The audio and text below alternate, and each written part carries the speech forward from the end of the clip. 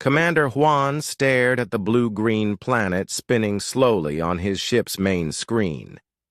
3 months of space travel had led them here, to the Kepler 442 system, where humanity hoped to make its first major trade deal with an alien species.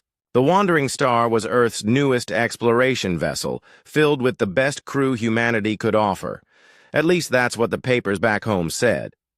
"Commander, we're getting another transmission from the planet," said Nari from her communications station.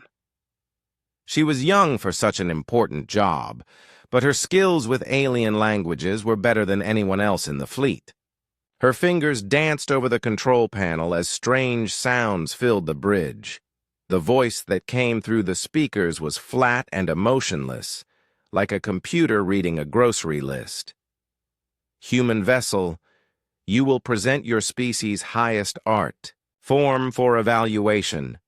This is required before trade negotiations may begin. You have 7 of your solar rotations to prepare." Juan felt his stomach drop. Art form? Nobody had mentioned anything about art in the mission briefings. "Nari, ask them what they mean by art form," the alien voice replied without delay. "Poetry. All advanced species must demonstrate their poetic abilities. This determines your species' worth and consciousness level." Poetry. Juan looked around, his bridge at his crew. These were engineers, soldiers, and scientists. None of them had ever written a poem in their lives. "Can you tell them we're more of a practical species? The evaluation cannot be avoided. Failure results in permanent isolation from galactic trade networks." The transmission ended, leaving the bridge in uncomfortable silence. Yoon, the chief science officer, was the first to speak. "Sir, I've been studying the local alien species for months.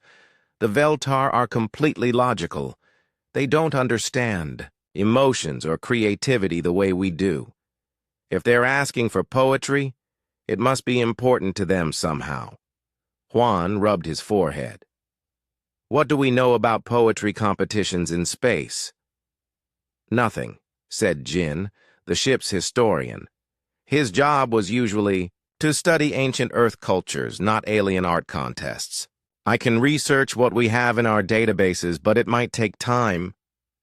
"Time we don't have," Juan muttered. 7 days to turn a crew of space explorers into poets. This is insane. Down in the engine room, Mina was having her own problems. The reactor that powered their ship was acting strange again. She had been working on it for 6 hours, and her patience was running thin. Sweat dripped down her face as she crawled through the narrow maintenance tunnels, checking every connection and wire.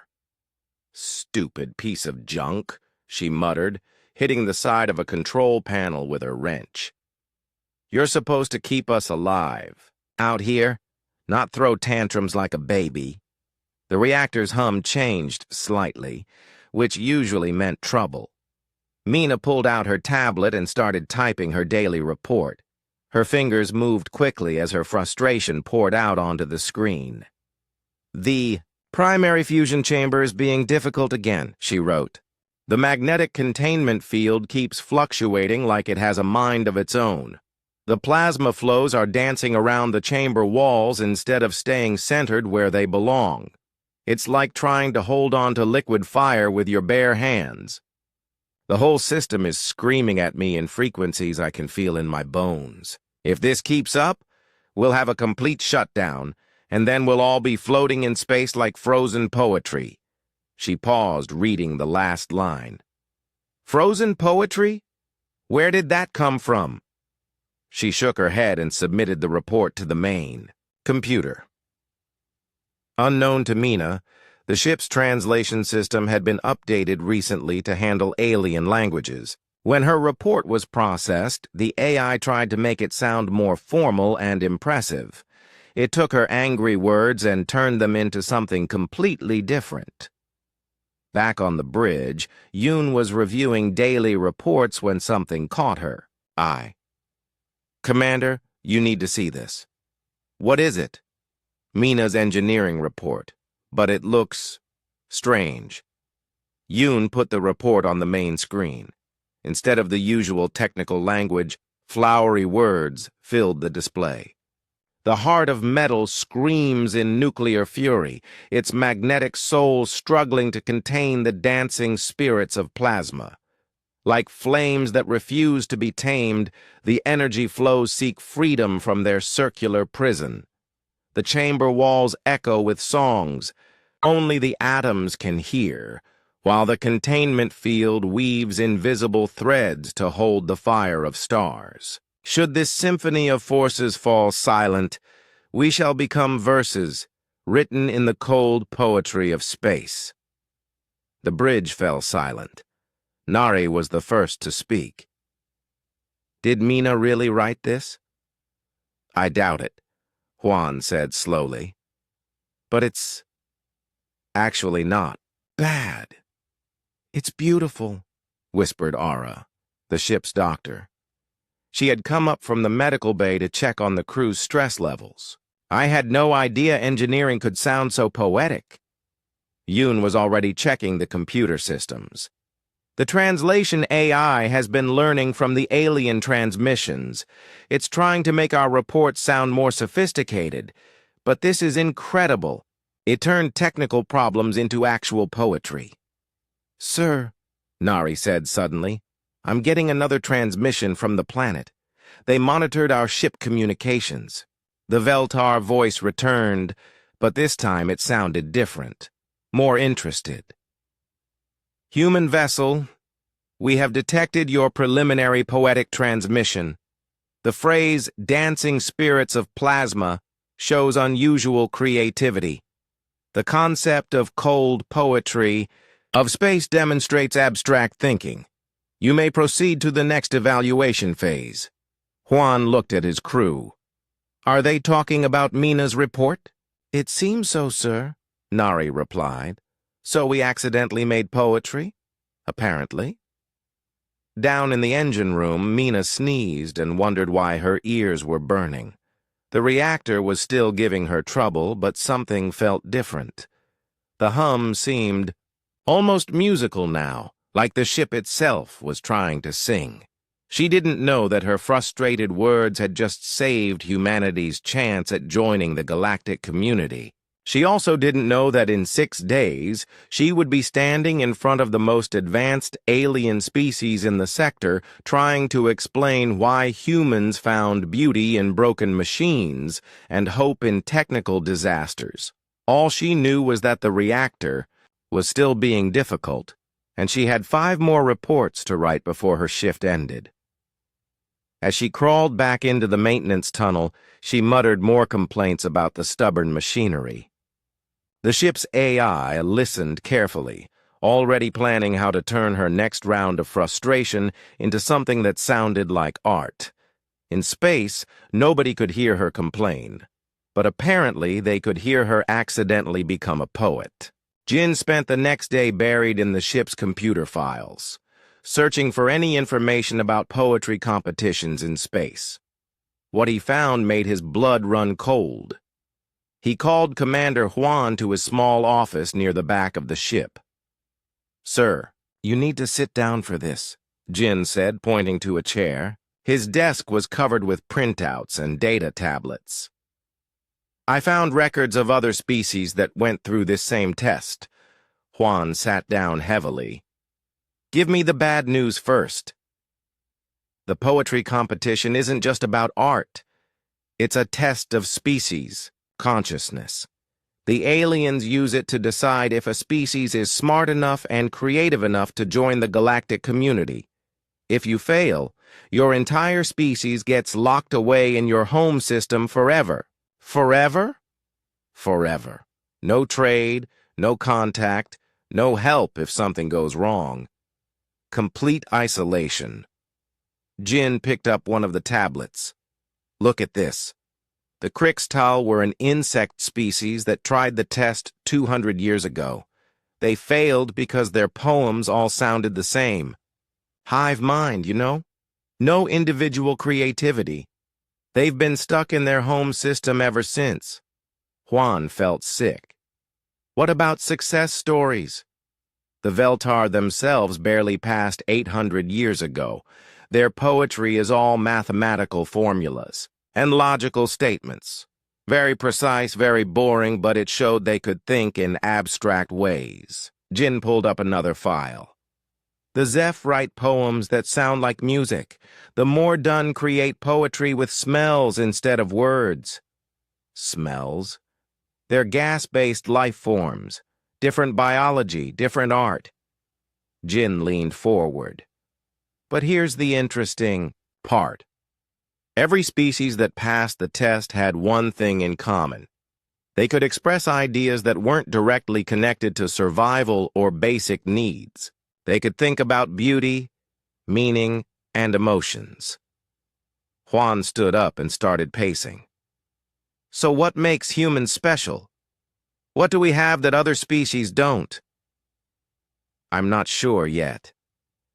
But I think Mina's accidental poem might have given us a clue. Meanwhile, on the bridge, Nari was trying to learn more about the Veltar language. She had always been good with words and sounds, but alien poetry was completely different from anything she had studied.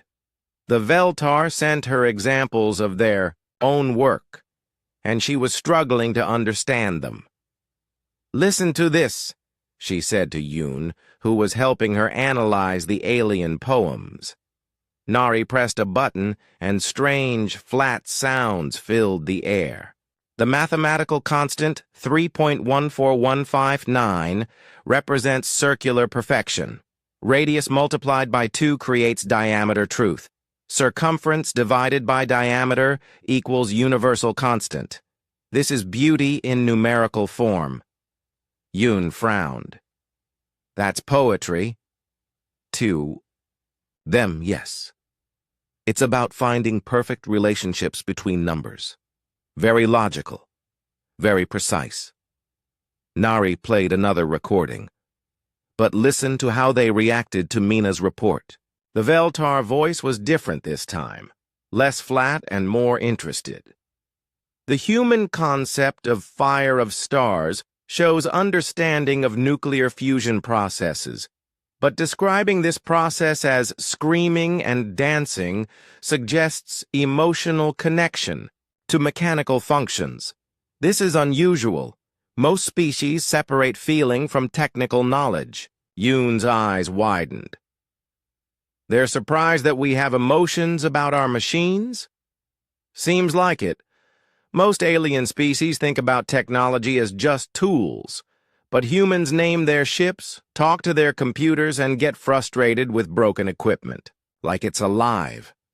Because to us, it kind of is alive, Yoon said slowly. We put part of ourselves into everything we build. Down in the medical bay, Ara was thinking about the same thing. She had been reviewing the psychological profiles of the crew, trying to understand what made humans different from other species. Her computer screen showed brain scans and emotional response charts. "We're very strange creatures," she said to herself, looking at the data. "We feel empathy for machines. We see faces in clouds. We find meaning in random events. Most species would call that illogical." She thought about the poems other species wrote. Mathematical formulas, logical statements, descriptions of physical processes, all very accurate, but none of them showed the messy, complicated way humans thought about the world. Humans didn't just see a sunset as light scattering through atmospheric particles. They saw beauty, romance, the end of another day, hope for tomorrow. They took simple physical events and wrapped them in layers of meaning and emotion. "Maybe that's our advantage," Ara whispered. "We don't separate logic from feeling. We mix them together and create something new." Day, the security chief, was having his own revelation in the ship's gym. He was hitting a punching bag, trying to work off his stress about the upcoming competition. Each punch was harder than the last as he thought about the pressure they were under. 7 days to become poets, he muttered between punches. 7 days to save our entire species from isolation. Punch. No pressure at all. But as he hit the bag, words started forming in his mind. Words about the fear of protecting others, about standing guard while everyone else slept, about making hard choices when there were no good options. He stopped punching and stared at the bag. Where had those thoughts come from? He wasn't a writer or an artist. He was a soldier, but something about the rhythm of his workout had made his mind wander into strange territory. Maybe that's it, he said aloud. Maybe poetry isn't about being fancy or clever. Maybe it's just about being honest. Back in the engine room, Mina was completely unaware that she had started a revolution in human thinking. She was still fighting with the reactor, still writing frustrated reports, and still having no idea that her words were being transformed into poetry by the ship's computer. The secondary cooling system is being stubborn again, she typed. The pipes are singing off-key songs while the coolant flows like thick honey through arteries that should be carrying liquid lightning. Every junction box is a small rebellion against the laws of physics. The computer dutifully translated her complaints into more poetic language, but Mina had already moved on to the next problem. She didn't have time for poetry. She had a ship to keep running. Commander Juan gathered his crew in the main conference room that evening. The table was covered with research, alien poetry examples, and several attempts at human poems that were terrible enough to embarrass their entire species. "Here's what we know," Juan said, looking at each of his crew members. "We have 6 days left. The poetry competition determines whether humanity gets to join the galaxy or stays locked up in our solar system forever. And apparently, our best chance is Mina's accidental engineering poetry." Mina looked confused. "What poetry? I just write technical reports." "That's the point," Juan said. "You find emotion and meaning in machines. You describe technical problems like they're alive. That's something no other species does." "Because it's crazy?" "Because it's human," said Ara. "And maybe crazy is exactly what we need." The wandering star arrived at Nexus Prime on the 4th day. The space station was enormous, built by dozens of different alien species over hundreds of years. Strange ships from across the galaxy floated around it like metal insects around a bright light. Commander Juan had never seen so many different types of spacecraft in one place. "Look at that one," said Nari, pointing at a ship that looked like it was made of living crystal. "And that one looks like a soap bubble with engines attached. Those belong to the species we'll be competing against," said Yoon, checking her datapad. "The crystal ship belongs to the Zeph. The bubble ship is from the Morden." Juan felt his stomach tighten. "Are they here for the same reason we are?" "No, sir. They're already part of the galactic community. They're here as judges and examples. We're the only species being tested this cycle."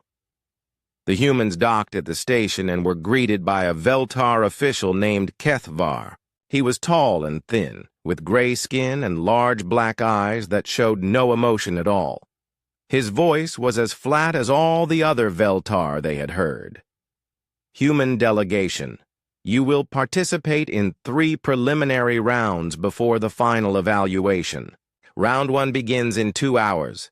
You may observe other species' poetry styles during this time." Kethvar led them to a large observation room with transparent walls. Below them was a circular stage where different aliens were presenting their poetry. The humans watched in fascination and growing worry. The first presenter was a Zeph, one of the crystal beings. When it spoke, its words came out as musical tones that made the air shimmer with colors. The sounds were beautiful, but completely alien.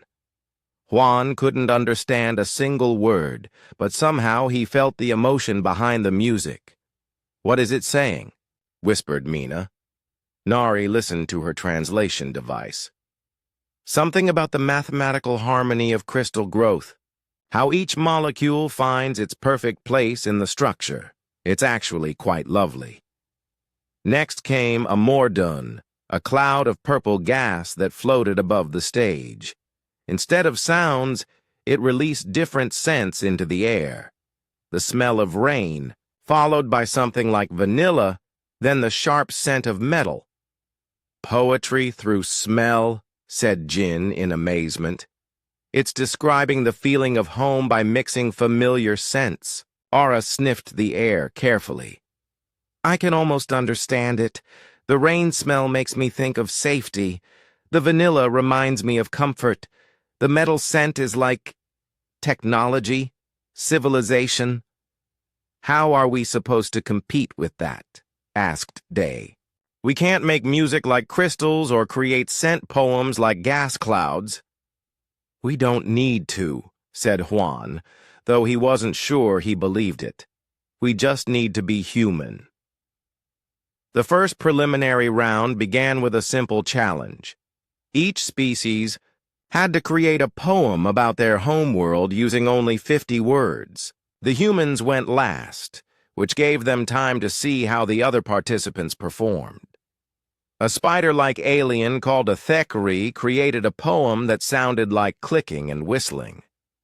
The translation showed it was about the perfect organization of their hive cities. Every word was precise and efficient.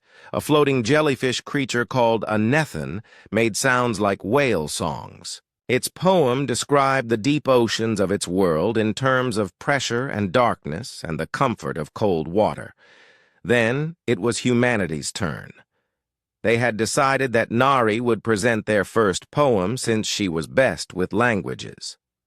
She walked onto the stage and faced the alien judges with shaking hands. "Our world is blue and green and brown," she began, her voice small in the large space. "Oceans that rage and whisper secrets to shores that remember every wave.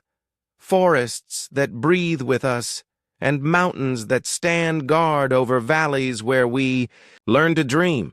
Cities that grow like coral reefs, chaotic and beautiful. Skies that change their mood with the weather and show us stars that call us to adventure." The room was quiet for a long moment. Then Kethvar spoke. "The human entry advances to round 2. Your description shows emotional connection to planetary features. This indicates complex relationship between species and environment." The second round was harder. Each species had to create a poem about war or conflict. The humans watched as other aliens described battles in terms of logistics, resource management, and tactical advantages. Everything was cold and factual. When their turn came, Day stepped forward. The security chief had volunteered for this round because he understood conflict better than anyone else on the crew. "War is not about winning," he said, his voice steady and strong. "It is about the moment before the first shot, when you realize someone you love might not come home. It is about standing guard while others sleep, knowing that your vigilance is the thin line between safety and chaos. It is about making choices when all the options are terrible and living with the consequences afterward.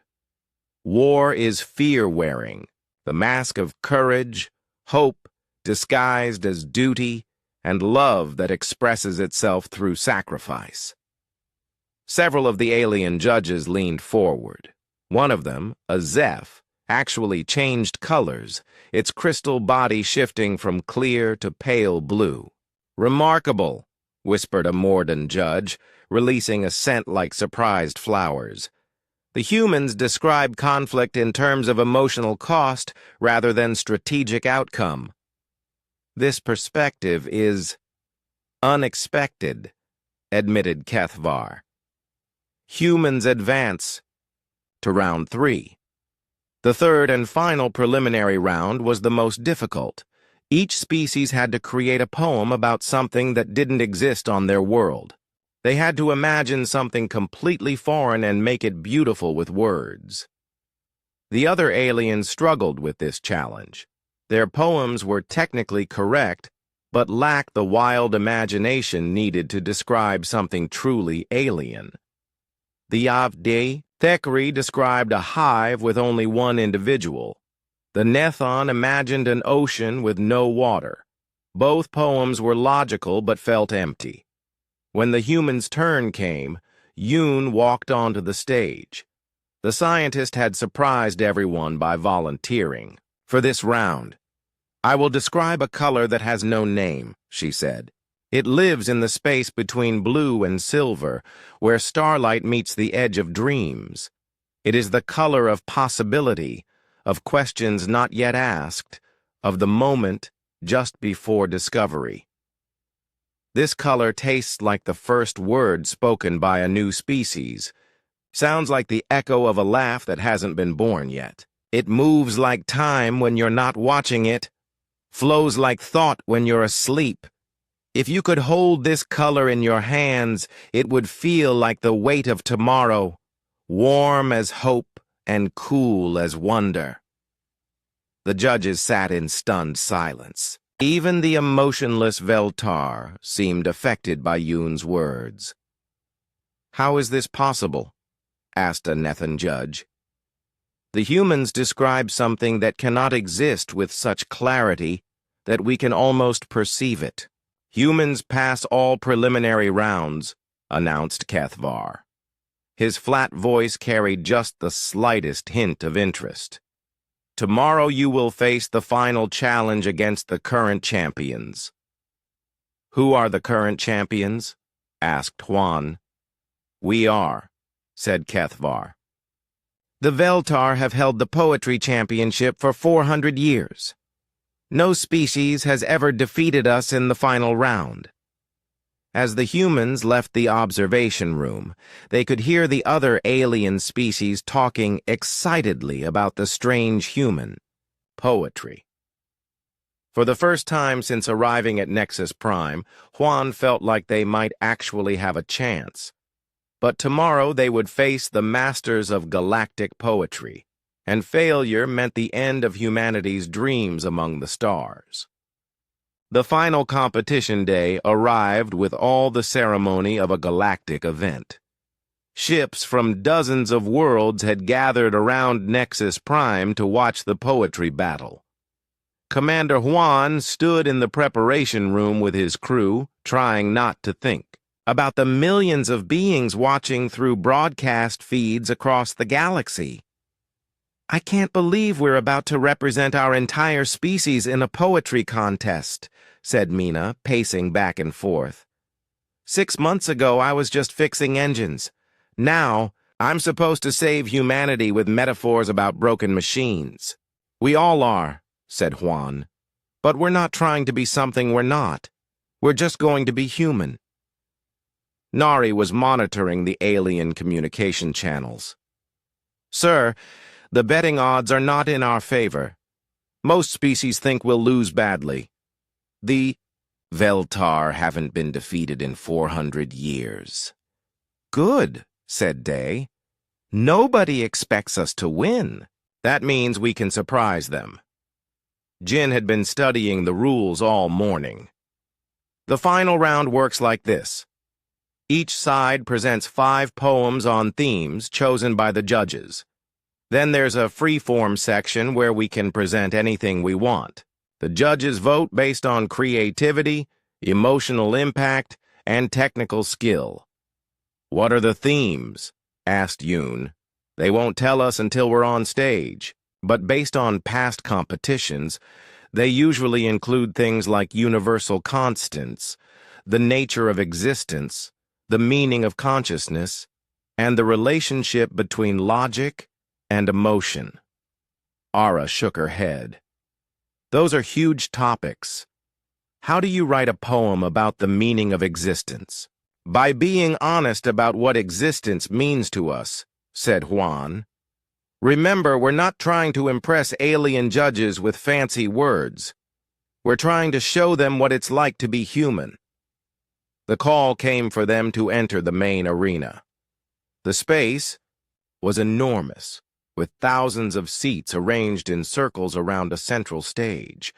Representatives from hundreds of species filled the viewing areas. The humans had never seen so many different life forms in one place. The Veltar team was already on stage. 5 tall, gray figures stood in perfect formation, showing no emotion or nervousness. Their leader, Kethvar, stepped forward to address the crowd. We present logical poetry based on universal mathematical truths and scientific constants. Our verses demonstrate the beauty of order and the perfection of rational thought. The human team took their positions on the opposite side of the stage. Juan looked out at the sea of alien faces watching them. Some seemed curious, others skeptical. A few looked almost hungry, as if they were waiting for the humans to fail spectacularly. We present human poetry, Juan said, his voice carrying. Across the arena, our verses demonstrate the beauty of imperfection and the strength that comes from embracing contradiction. The first theme was announced by the chief judge, ancient Zeph whose crystal body had grown so large it needed mechanical supports. Universal constants. Each team will present their understanding of the unchanging truths that govern all existence. The Veltar went first. Kethvar stepped forward and spoke in his flat, emotionless voice. The speed of light constant, 299,092,458 meters per second. Unchanging across all reference frames. Beautiful in its absolute nature.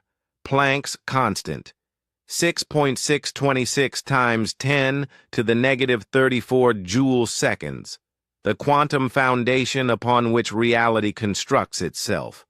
These numbers are the poetry of the universe, perfect and eternal. The alien audience murmured appreciation. The poem was technically perfect, mathematically accurate, and completely logical. Then Yoon stepped forward for the humans. She had volunteered for this theme because of her scientific background. But her approach was completely different from the Veltar. The speed of light is the universe's way of saying, "Wait for me," she began. It sets the pace for causality, makes sure that cause comes before effect, gives meaning to the word now. Without this limit, there would be no such thing as time, no such thing as distance, no such thing as the space between hearts that makes love precious. Gravity pulls not because it must, but because mass is lonely and seeks company. Every particle in existence is connected to every other particle through invisible threads of attraction. We are all held together by the universe's desire not to be alone. Several judges leaned forward with interest. The mathematical concepts were all correct, but presented in a way that made them feel alive and purposeful. The second theme was the nature of consciousness. The Veltar presented a logical analysis of neural pathways and information processing. Clean, precise, and utterly without soul. Jin stepped forward for the humans. Consciousness is the universe waking up and realizing it exists. It is matter, becoming curious about itself. We are not separate from the stars and planets around us. We are the way the cosmos looks in a mirror and asks, "Who am I?" Every thought is the universe thinking. Every feeling is creation experiencing itself. Every dream is reality, imagining what else it could become. The third theme was the relationship between order and chaos. The Veltar described entropy, statistical mechanics, and the second law of thermodynamics with mathematical precision. Mina surprised everyone by stepping forward for this one. The engineer had found her voice over the past few days, and her words came out strong and clear. Chaos is not the opposite of order. It's order's dance partner. Every engine I fix teaches me this. The parts that break are the parts that were, trying too hard to be perfect. The machines that last longest are the ones with a little give in their joints, a little flexibility in their design. Chaos brings creativity. Order brings stability. Together they create life, which is neither perfectly ordered nor completely random, but something beautiful in between. The fourth theme was the meaning of sacrifice. The Veltar approached it as an optimization problem, calculating the logical benefits of individual loss for group gain. Day stepped forward, and his words carried the weight of every hard choice he'd ever made. Sacrifice is not about loss, it's about transformation. When a parent stays awake all night with a sick child, they don't lose sleep. They trade it for love made visible. When a soldier stands guard, they don't give up safety. They become the safety that others depend on. When a friend listens to your troubles, they don't waste time. They invest it in the bond between souls. True sacrifice multiplies rather than subtracts. It takes one person's pain and turns it into many people's hope. The final theme was the purpose of art. The Veltar described art as a method of information transmission and cultural preservation. Ara stepped forward for the humans, and her words seemed to glow with warmth. Art is the bridge between what is and what could be. It takes the ordinary world and shows us the magic hiding inside it. A sunset is just light bending through atmosphere until an artist teaches us to see the fire of endings and beginnings. A song is just organized sound waves until a musician shows us how rhythm can heal a broken heart. Art doesn't copy life. It reveals the life that was always there, waiting for someone to notice its beauty. The arena fell silent. Even the emotionless. Veltar seemed affected by the human presentations. But the competition was not over yet. Now came the freeform section, where each team could present anything they chose. This would determine the winner, and with it, humanity's future among the stars. The arena held its breath as the freeform section began. This was the moment that would decide everything. The Veltar team gathered in their perfect formation, ready to present 400 years of poetic tradition. Kethvar stepped forward. One final time. His voice carried the weight of mathematical certainty as he began their closing presentation. We present the ultimate logical poem. The universe began with perfect simplicity, a single point containing all matter and energy. From this pure state came increasing complexity through the application of natural laws. Gravity formed stars. Nuclear fusion created elements. Chemistry built molecules. Evolution produced life. Consciousness emerged as an inevitable result of sufficient complexity. This progression from simple to complex demonstrates the universe's logical nature. Mathematics is the language of existence. Precision is the highest form of beauty. Logic is the path to truth. We are the universe understanding itself through rational thought. The poem was flawless. Every word was chosen for maximum logical impact. The mathematical concepts were presented with crystalline clarity. It was technically perfect in every way. The alien judges nodded with approval. Several species in the audience released sounds or scents of appreciation. The Veltar had done exactly what everyone expected, demonstrated absolute mastery of rational poetry. Now it was humanity's turn. Commander Juan looked at his crew. These people who had accidentally become poets while trying to save their species. He made a decision that surprised everyone. "We're not going to take turns," he announced to the arena. "We're going to do this, together, the way humans actually work." The crew gathered in the center of the stage. They didn't form a perfect line like the Veltar. Instead, they stood in a loose circle, facing each other as much as the audience. Juan began, but his words were immediately picked up and carried forward by the others.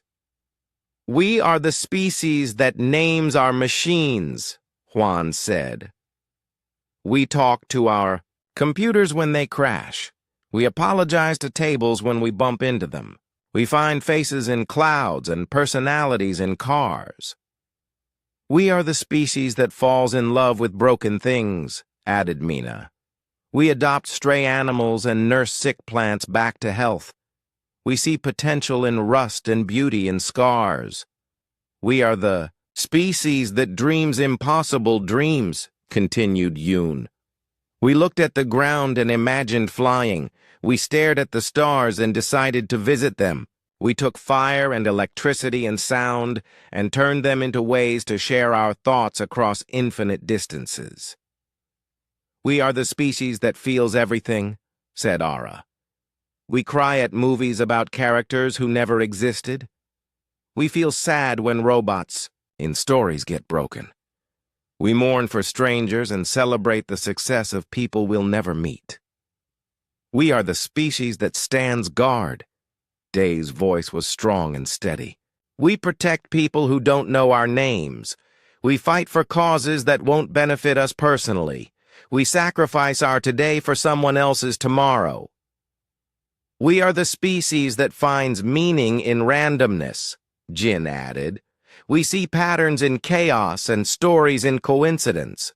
We believe that everything happens for a reason, even when reason tells us that's impossible.